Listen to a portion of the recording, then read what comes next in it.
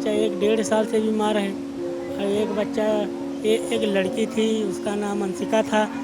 वो भी कुपोषित लड़की, हमें मालूम था, डॉक्टर ने टीबी बताया था। वो भी बीमार ख़त्म हो गई। घर के हालात हमारे नहीं सही हैं कि हमारे पास घर भी नहीं है। कहाँ से दवा करें, कहाँ से इलाज करें, क्या करें।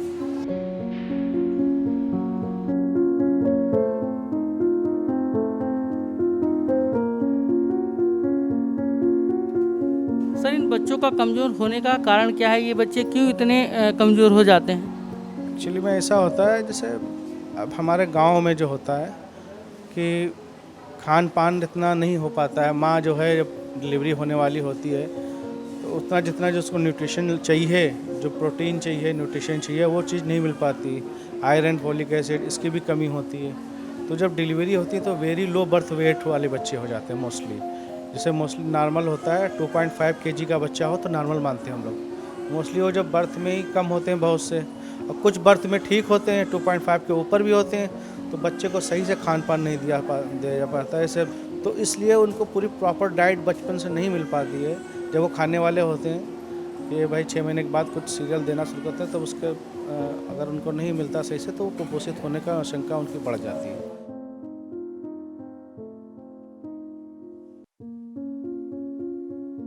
जो लंबाई और वजन दोनों के आधार पर निर्धारित मानक, निर्धारित लंबाई और निर्धारित वजन नहीं पूरा करते, वो सेम कैटेगरी में आते हैं। और वजन के आधार पर ही जो निर्धारित मानक नहीं पूरा करते, जिन्हें लाल कैटेगरी से पहले कहा जाता था, वो मैम कैटेगरी में आते हैं।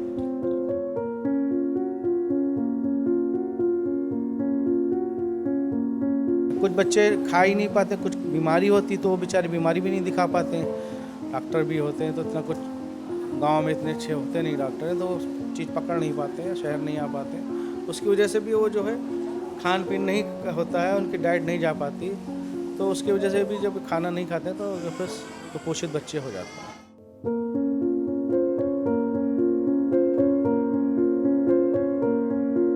माइल्ड न्यूट्रिशन की समस्या है, कुपोषण की समस्या है, उसके 2-3 पहलू हैं। एक पहलू हम नहीं कह सकते। एक तो सबसे बड़ा पहलू है निर्धनता, लोगों की कमाई कम है।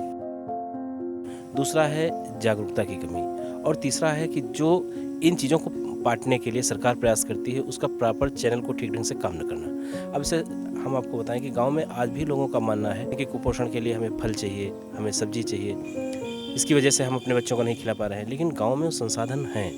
हम बथुआ खिला सकते हैं, हम पालक खिला सकते हैं, हम लौकी खिला सकते हैं, कद्दू खिला सकते हैं। उन चीज़ों से पोषण मिलता है, लेकिन उनके बारे में हमें अवेयरनेस उतनी नहीं है।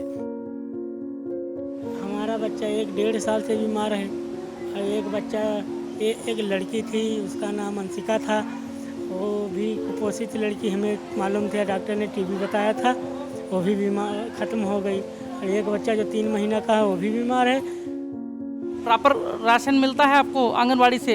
नियमित रूप से राशन मिलता है आपको आंगनबाड़ी? नहीं, बराबर नहीं मिलता है। अगर दूध और घी देती हैं तब राशन नहीं देती हैं, और जब राशन और तेल ये देती हैं तब दूध घी नहीं देती।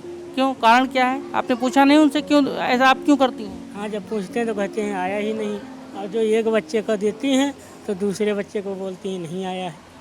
एक बार मैंने लड़ाई भी किया, तब हमें 2 बच्चों का बराबर मिला था।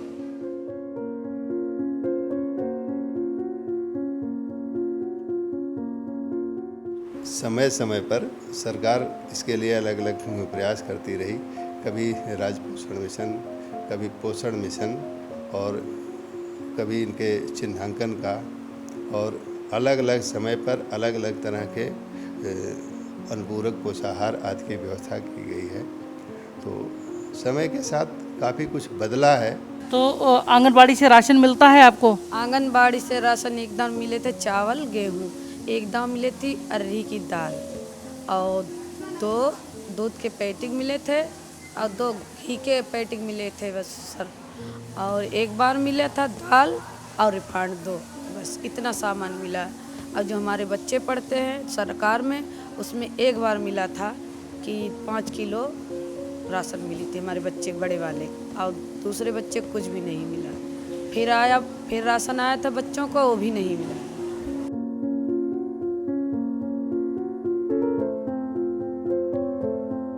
जैसे 150 आपकी संख्या है, तो क्या उस हिसाब से आपको सामग्री दी जाती है कि सब लोगों को बट जाए? नहीं, उस हिसाब से हमको नहीं दी जाती, मिलती है। उस हिसाब से नहीं मिलती हमको, कम मिलती है। जैसे कुछ कुपोषित बच्चों के परिवार से हम मिले, उन्होंने बताया कि आंगनवाड़ी द्वारा कभी उनको घी दिया जाता है तो चावल नहीं, चावल दिया जाता है तो दाल नहीं, दाल दी जाती है तो दूध नहीं। ऐसा क्यों सर? इधर व्यवस्था में जो परिवर्तन हुआ है, जिसमें दाल, तेल, गेहूं, चावल देने की व्यवस्था की गई है, उसकी नई व्यवस्था होने के कारण निरंतरता नहीं बन पा रही है और शीघ्र ही व्यवस्था में सुधार हो जाएगा।